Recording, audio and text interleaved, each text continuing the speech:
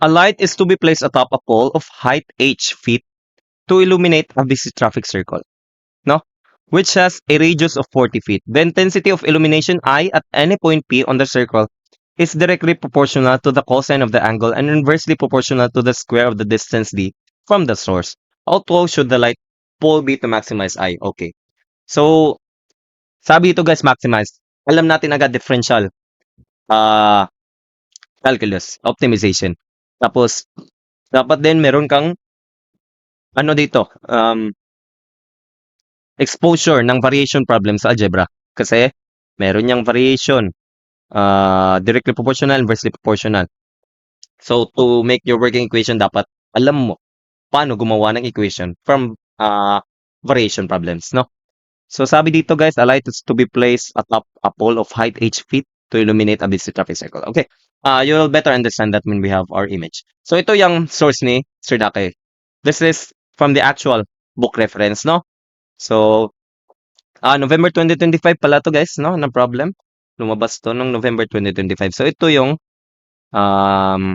reference niya guys. And hindi given yung drawing. Hindi given yung drawing guys. So, anyways, using that drawing, no? Yan na yung gagamitin natin guys para hindi na ako mag-drawing, no? So, meron tayong height. Sabi dito, height h feet to illuminate I at any point, no? Yung illumination natin guys, no? The intensity of the illumination, that's I. Tapos yung distance dito, no? Papuntang P, that's 40 na radius, then yung D, no? Yan yung distance. Ito yung gusto natin kunin guys. Tapos ito yung angle na sinasabi dito. Cosine of the angle, tapos square of the distance, ito yan.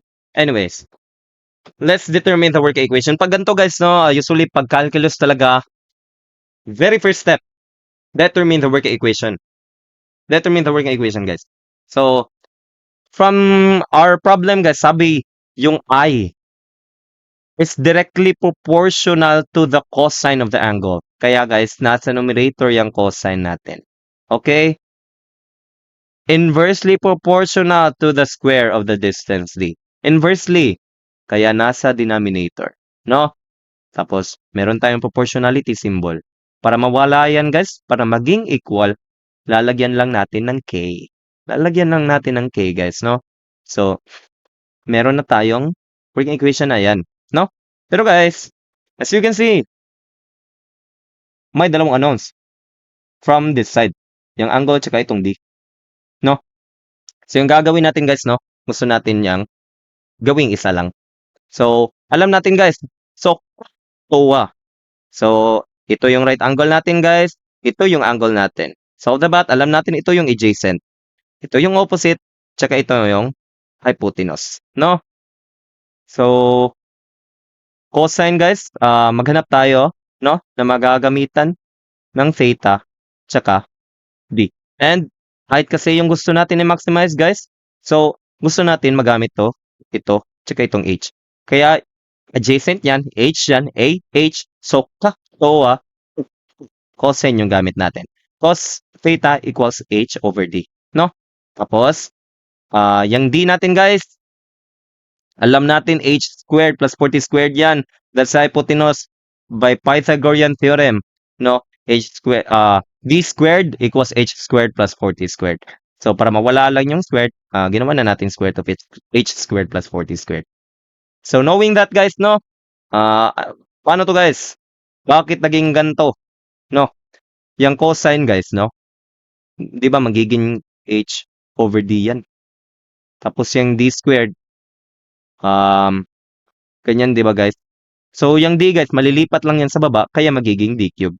Tapos yung H na lang nasa taas, no? So, okay. Meron na tayong H, meron tayong D. H yung i-maximize natin. How tall should the light pole be to maximize I? Ito guys, sa question nyo, dapat, yung question na gusto ipakuha, dapat nyo i-decode para alam nyo ano yung mga unknowns sa working equation nyo. How tall should the light pole be to maximize I? I-maximize natin yung I. So, yan yung sa left. How tall?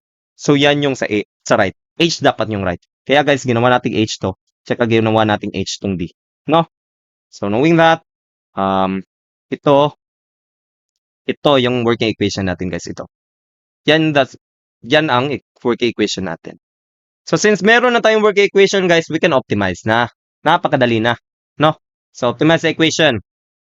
Yan yung working equation natin, 'di ba? Remember guys, yung division property natin, that's VDU minus UDV over V squared, no? If yung U yung numerator, V yung denominator, or mas madaling ma-memorize, low D high minus high D low over low low. Low D high minus high D low over low low. So, isa pa, ito guys, no? Power rule, no? Yung exponent, magiging coefficient lang yan. Tapos, ang exponent is mama minus 1. No? Minus 1. Yung variable natin, guys, no? Meron ba dapat yan? Derivative sa labas. Pero kasi, guys, no? Kunwari, meron tayong x squared, no? Di ba? Magiging 2x raised to 1 kasi 2 minus 1. Tapos, yung mangyayari, guys, wala na tayong nilalagay, pero dapat meron niyang times 1 kasi yan yung derivative ng x, no? Kaya ito dapat talaga yung power rule, guys. Okay, anyways, oy. Third time first. Napakataas naman ito. Okay. Let's break it down isa-isa, guys, ha? Wait lang. Ito, guys, that's low D high. Low D high. Ito. Tingin muna dito. Low lang yan, guys. Wala pa yan derivation, copy lang yan, copy. Ito naman, D high. No, ano naman yung high? That's h lang. Ano yung derivative niyan? That's a variable. That's 1. No? That's 1. So, ang yung k pala guys, no?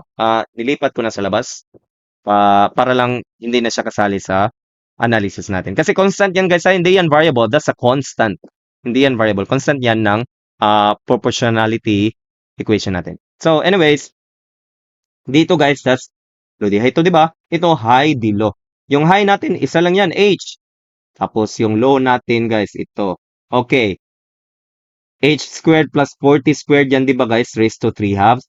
So, syempre, yung 3 halves guys, magiging exponent. Tapos, copy lang natin yung equation. Tapos, itong exponent guys, maging 3 halves minus 2 over 2. Ano ba yung 2 over 2? Di ba? That's 1 lang. Kaya guys, magiging 1 half. And sabi ko, meron pa dapat niyang katabing derivative ng equation ng dito, no? So, ang derivative niyan guys, that's 2h plus 0. Kasi, coefficient lang tong 40 squared. 2h plus 0 or 2h, no? Then yung sa denominator natin guys, no?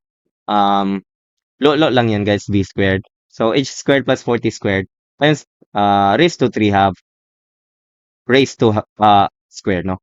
So, raised to square times square. Square, square, square. So, knowing that guys, no? Optimization to, maximize I. So, ito guys, ito, gawin lang natin yung 0. So, 0. Ganyan. Copy lang yan guys ha. Kinapi ko lang yan. Huwag kayong magulat. So, copy lang yan. Yung gagawin natin guys. Uy, sir, ano yung nangyari? Ito guys, no? Ito. Denominator kasi ito guys. Ito, denominator. Pwede natin yan ilipat doon. Pwede natin yan ilipat doon by multiplying it by the same value. And syempre, itong k guys, gusto na natin yan kunin. Kasi, di natin yan magagamit. Kaya i-divide lang natin yan ng over k. Tapos, whatever i-multiply or i-divide mo dito sa right side, ma-multiply or divide mo din sa left side, which is sa 0. So, syempre, 0 pa rin yan, no? So, yung meron na lang is yung nasa numerator, no? And, pwede mo pa yan i-simplify, guys, but shift solve na agad, guys, no? Shift solve lang, guys. Hindi ko na i-show sa calculator ko, ha? Para hindi tayo matagalan. So, shift solve lang, guys.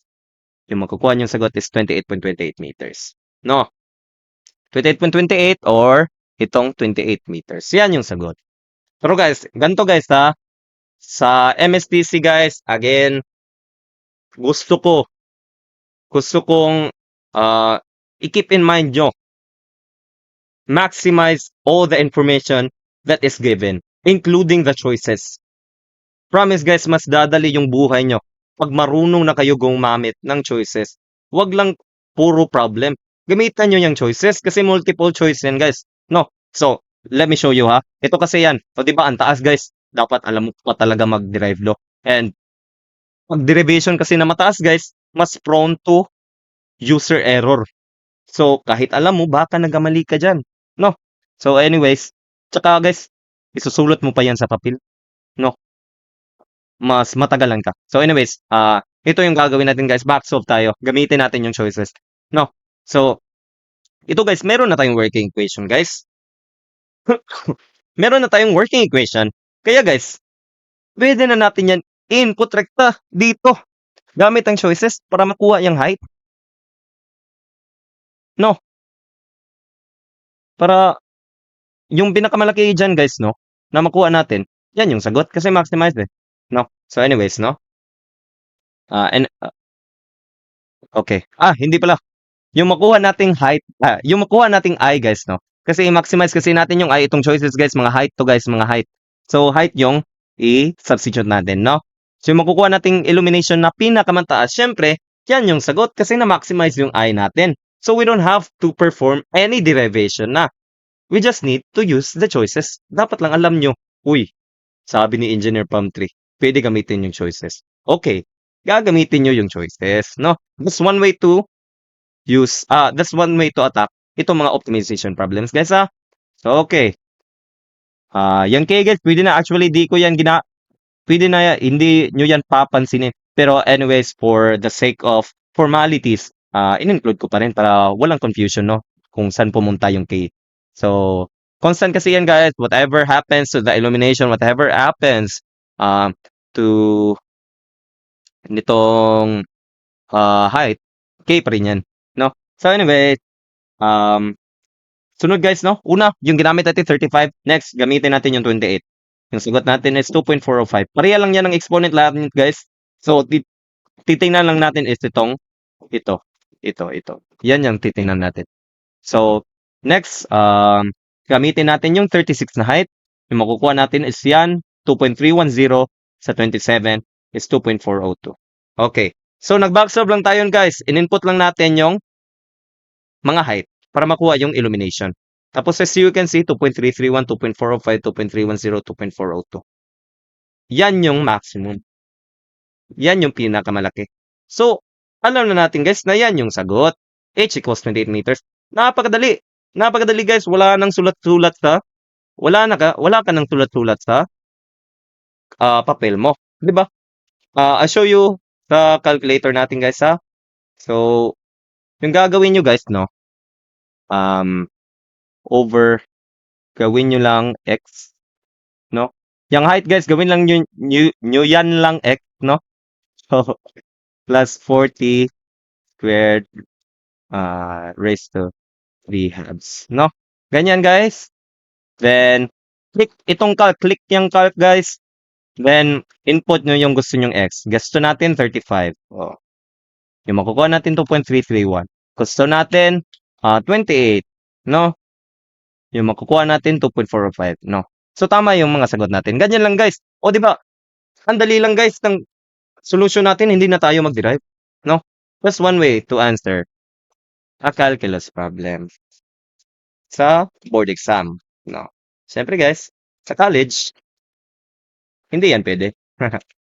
Kasi you have to show your full solution. So luckily sa board exam, meron tayong multiple choice.